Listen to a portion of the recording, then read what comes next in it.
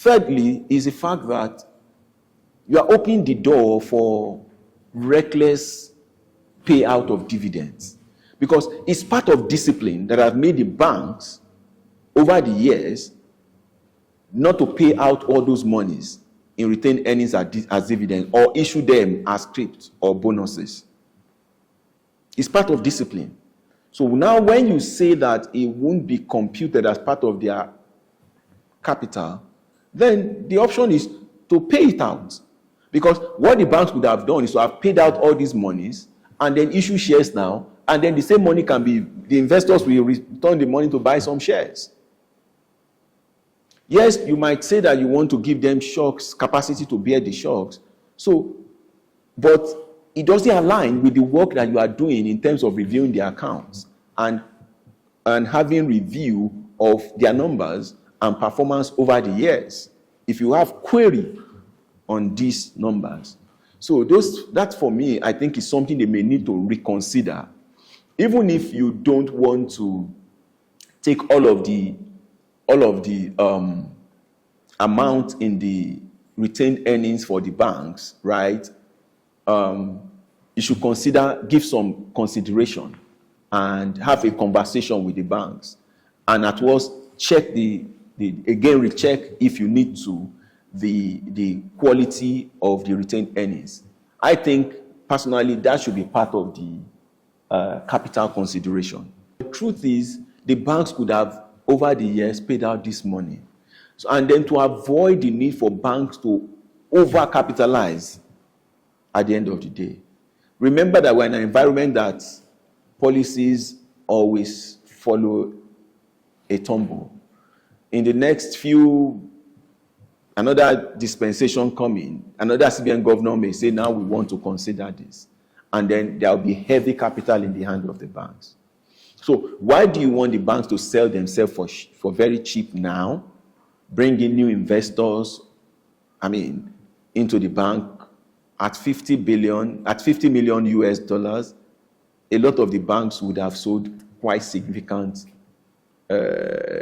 holding to a new entrant if they prosecute new capital this way. So all of these, I think we have to, and that will also not be good for the economy, as much as you are not trying to stop investors from coming in, but they need to buy at the right value. And so putting Nigerian banks under pressure at the price. And you also want to ensure that you don't create a capital market bubble.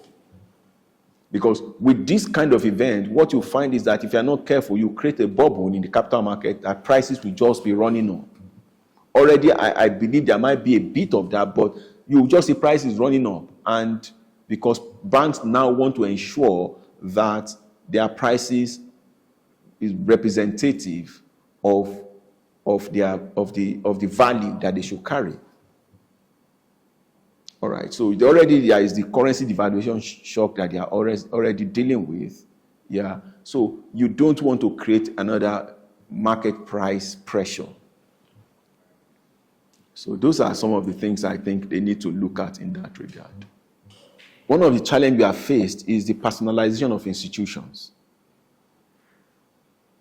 You have another face when you had Soludo, you see another face when you have Emefiele, because, so we need to ensure that the central bank is the central bank and they play the role that they are supposed to play. When you find the central bank jumping out of its monetary policy and financial services regulation into fiscal policy and all of that, then it gives you an idea of what you need to do. In my view, I believe that it's time to actually restructure the central bank, especially learning from the events that we saw from Emefiele. I believe that's the time. The reason I'm saying that is this. If you consider first the issue of the currency redesign, you would notice that in other climes, it's not going to ever happen like that. And why do I say that? Because there are institutions that would participate in the entire process. And that starts with, if I take, for example, I think in one of the interviews we had, I had mentioned that before. Take an example of the US financial service, financial markets. You have the office of the currency controller or controller of currency that oversees all that. So when they are going to have to redesign currency, you have at least 4 institutions that will be involved in deciding this, and then it's now approved by the Senate before it then happens. So you have the Fed, you have the US Treasury, you have the Office of the Currency, Controller of Currency, and then you have the executive. So it's on this basis that this whole process is aligned and then presented, and then they get some public opinion as to why this should happen. So in our case, this was entirely within the central bank, and the executive largely. Secondly, before you roll it out, it would have been at what cost? Because every one of these will be publicly disclosed. We are changing currency. What are we printing? What are we changing to?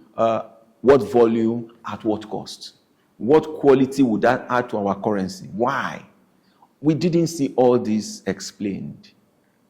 There is no information out there at the time. It was after the fact. And the quality of what was done even gave the public doubt.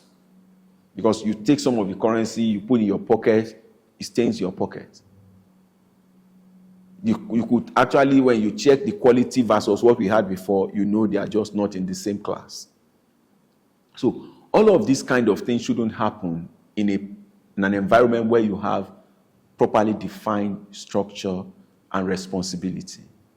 But because the entire gamut of the process is localized within the central bank, there are no other intervening institutions, then it made it easy for people to flout regulations and rules. But imagine in a system where you have like 2 or 3 entities of different standing and reportings that will be involved in playing the role.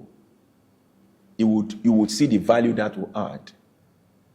So that in US, like I said, you would find these 4 offices or institutions, separate institutions, getting involved in taking that decision.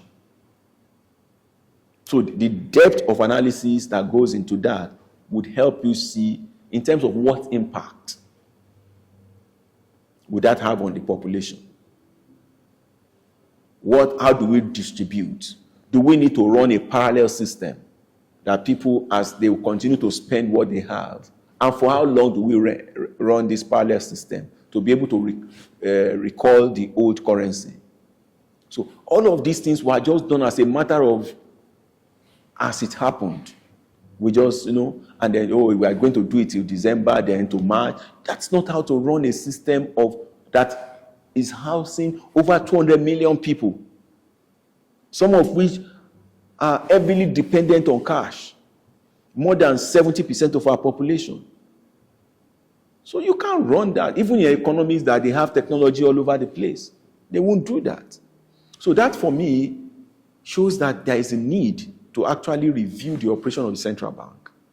And if you check around the world, there is no developed economy on the trajectory of growth with this kind of population or around that, and prospecting the kind of growth we are prospecting, that you will find only the bank, the central bank, aggregating all the roles of regulation and monetary policy and currency control and treasury. So today, the central bank is our treasury. Today, the central bank is the controller of currency.